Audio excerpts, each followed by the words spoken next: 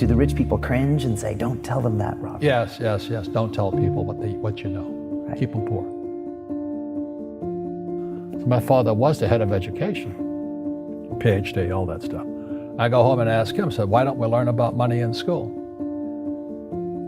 And he looked at me and says, because the government doesn't let us teach that subject. The government tells us what we can teach and what we can't teach. And I thought that was strange. And I said, but aren't we going to school to learn about money? He says, no, your job is to get a job. I said, but you get a job to earn money. He goes, no, you're supposed to just get a job. I went, no. Isn't the purpose of a job to earn money? He goes, you're correct. I said, so why don't I just learn about money? I can skip the job part, And he got flustered and he said, if you want to learn about money, why don't you ask your best friend's father about money?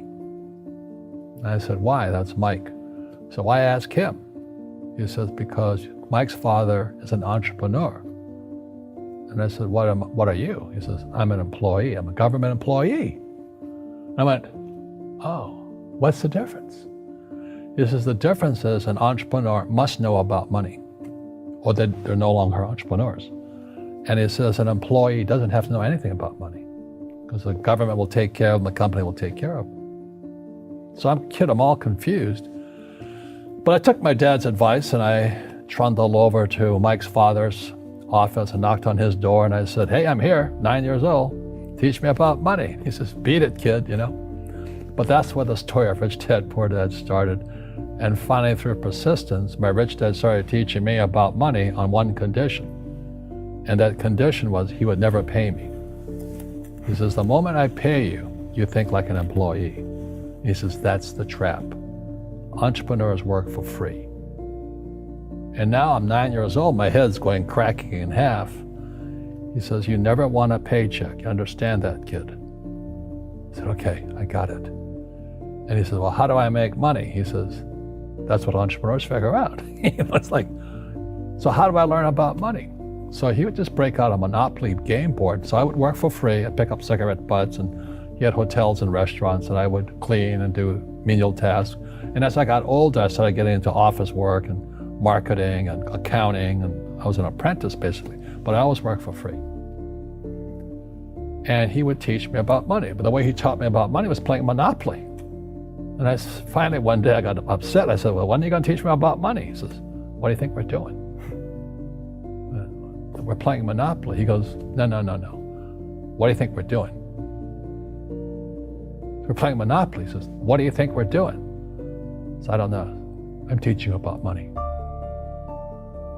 And then that's when, you have one green house. He says, there's many formulas for great success in money. There's thousands of them. But one of the best ones found on the game of Monopoly. It still is today. 4 green houses, 1 red hotel. I said, what? He says, one of the greatest ways to acquire great wealth is playing Monopoly in real life. 4 green houses, 1 red hotel. Well, is that all there is? He goes, that's it. And he says, what do you think I'm doing? And I went, I don't know. So then he took me out, he showed me his green houses. And 10 years later, when I was 19, I was now in school in New York, and I come back to Hawaii, and Rich Dad had bought the biggest piece of land smack dab in the middle of Waikiki Beach. And when you go to Waikiki Beach today, you'll see the Hyatt Regency Hotel.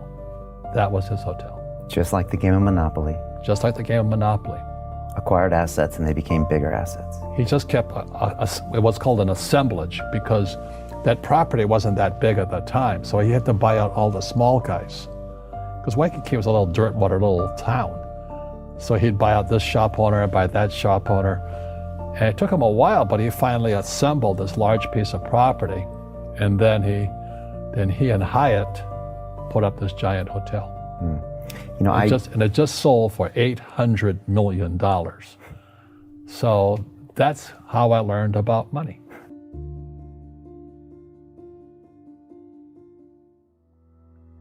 I've had financial crashes. I've had people stab me in the back, but they're all good because I grow from it. That's spirituality. Right. People who are afraid of making mistakes, like they teach in school, they don't ever grow. Because spirituality is there's good and there's bad, there's right and there's wrong, there's up and there's down.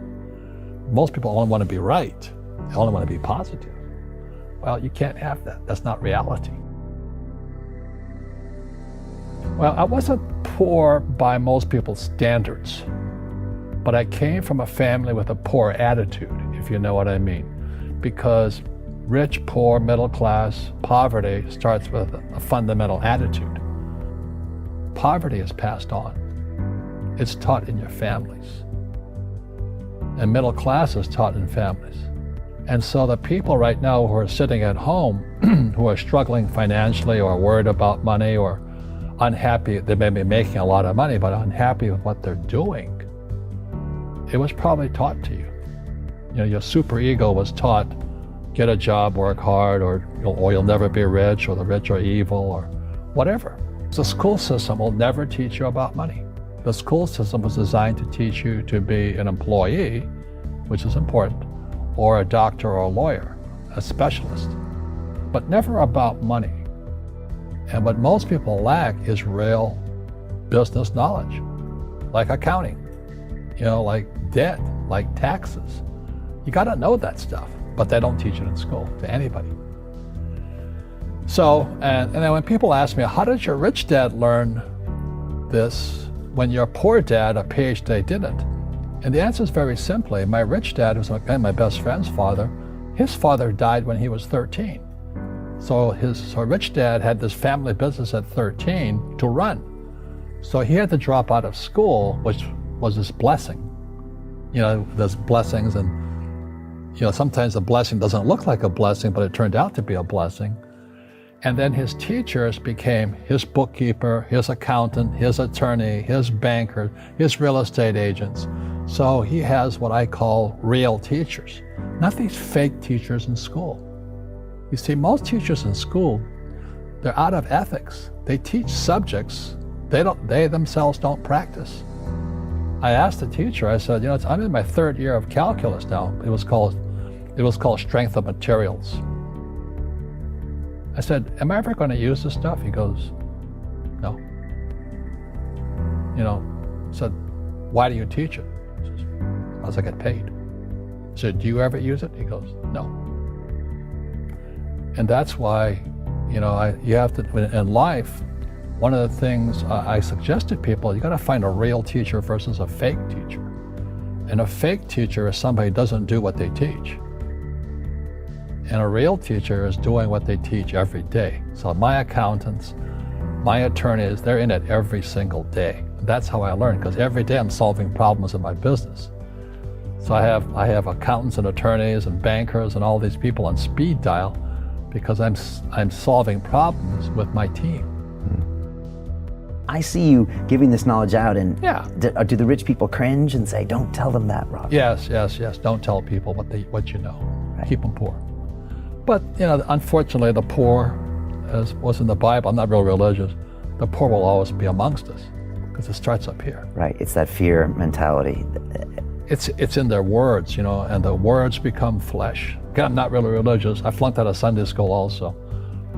But when they say I can't afford it or I can't do that, they go down. They become what they say. My PhD dad, he says, what do you think I am, made of money? I can't afford that. And my rich dad would say, that's why he's poor. Poor people say, I can't afford it, I can't do that, I don't have time. Because this is an escape. It's an escape, you know what I mean? It's easy to say, I can't afford it. And your rich dad used to say what instead of, I can't afford it? How can I afford it? How can I do that? What would it take, or why should I do that? He says that a question opens the mind, a statement closes the mind. See, when you say, I can't afford it, your mind shuts down, and you become what you say. Rugby is a team sport, but so is soccer. The rules are different. And other people are golfers. They play by themselves. And so everybody's different. So my game financially is business, number one. Second is real estate. So what I say to young people is, you find your game.